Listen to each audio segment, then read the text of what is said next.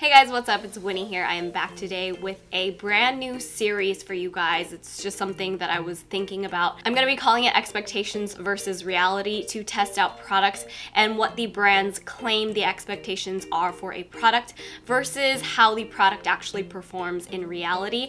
So it's just my little spin on like a first impression review for a product. I just wanted to call it something different so that way in the future if you guys see this in the title, you know what to expect. Anyway, so today we're going to be doing an expectations versus reality for the MAC Next to Nothing products. They just sent me this huge PR package and it looks like this. By the way, if you guys follow me on Snapchat or Instagram, I always do my unboxings, but I will just go ahead and show you guys what this looks like. So you just slide off the lid and right on the advertisement it says Next to Nothing Sexy Sheer Balmy Perfection Moisturizing Face Color Lightweight Creamy Powder. And they sent a bunch of different shades in the Next to Nothing face colors, which are in the jars, and then next to that are the compacts, which are the Next to Nothing pressed powders. The face colors come in a total of 9 different shades, and these are not your typical MAC shades like your NC or NW shades.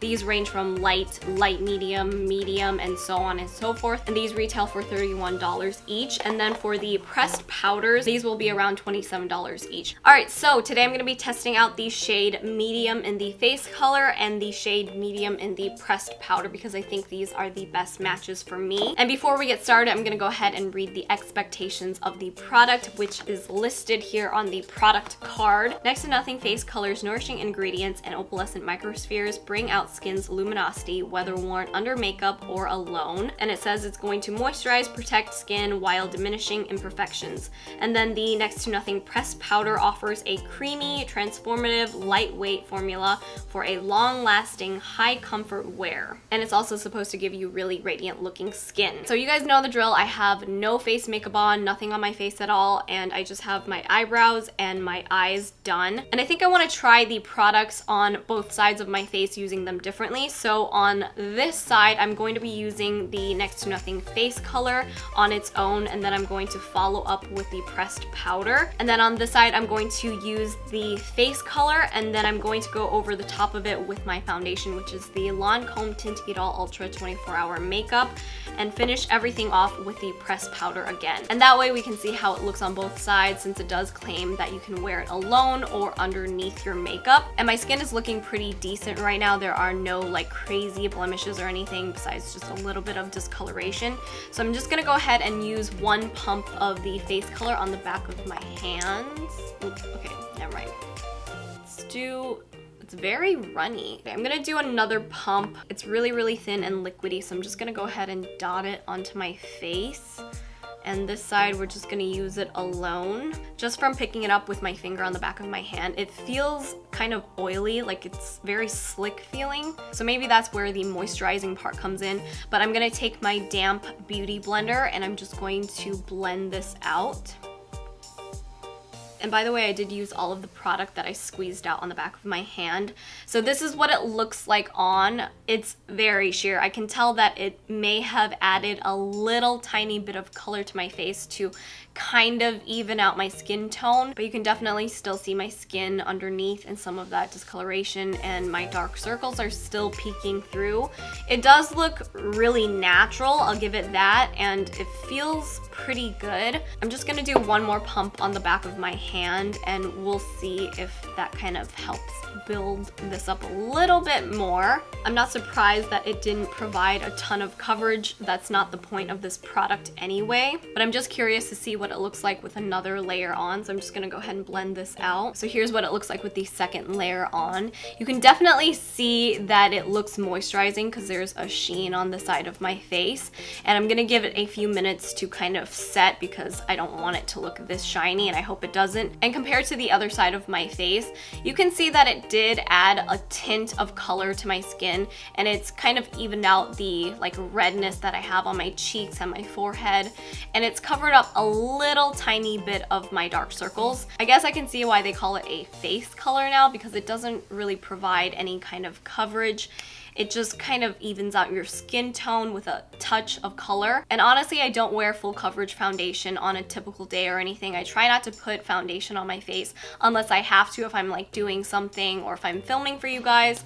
But this I can see being a great product for when you are having a really good skin day or something and you just don't need very heavy foundation or makeup, you just need a touch of color.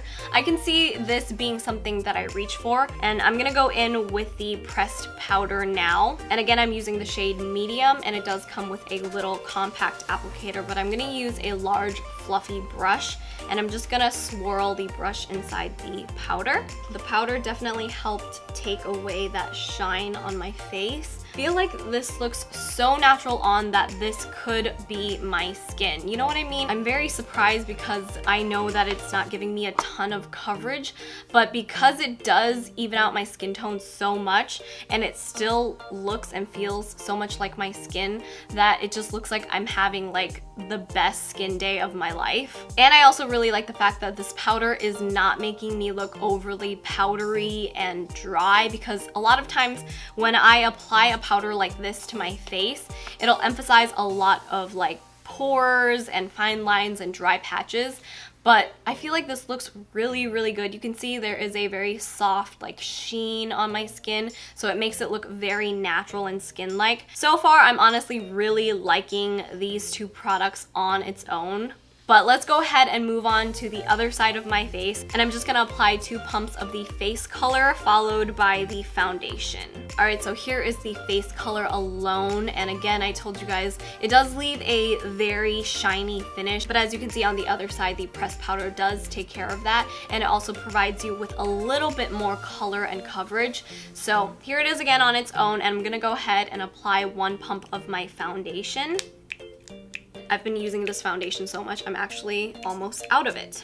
And I'm just gonna dot my foundation on and blend it out.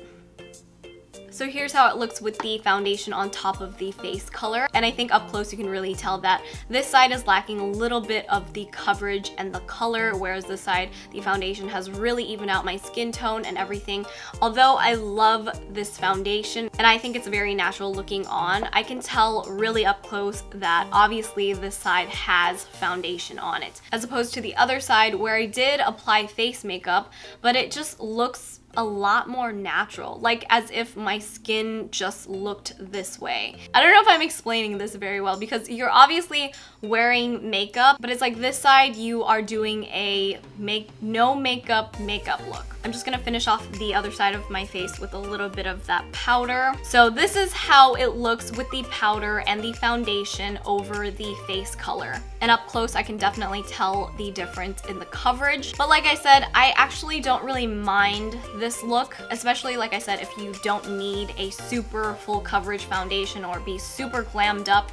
I think this actually looks really nice on. It's very effortless looking. I just feel like this side of my face would definitely be a more typical everyday kind of look that I would go for, and I just like the way it looks. And the other side with the foundation, I still think it looks really nice, and if you are going to wear the face color underneath a foundation, I guess you can think of it more as a moisturizing colored primer for your face. And the powder I think just wins overall, because I think it looks really great on top of the face color and also on top of my foundation, and it does give you that radiant look to your skin, which I really, really like. I'm just gonna quickly finish off the rest of my makeup and I'll give you guys my thoughts. Okay, I'm back with my makeup done, and I'm wearing the Jouer lip cream in Tawny Rose, which is one of my favorites, but I thought I would just let you guys know in case you guys were wondering. But I added some contour, a little tiny bit of highlight, and some blush on my cheeks, and this is how the makeup looks on top of the products. I'm honestly really, really happy with how everything looks. I really thought this would be too sheer to even really see a difference, but these two products used together I think look beautiful on. If you're someone who's looking for a very natural and skin-like and almost just effortless looking face makeup, I think the Next to Nothing line will be a great option for you. I'm someone who has dry combo skin, and I actually really like the fact that it felt moisturizing on, and it does have a little bit of a sheen to it, especially with the powder like I mentioned. But if you do have oily skin, I'm not sure if you're going to like the face color, especially on its own, because I really feel like it needs something to set the product.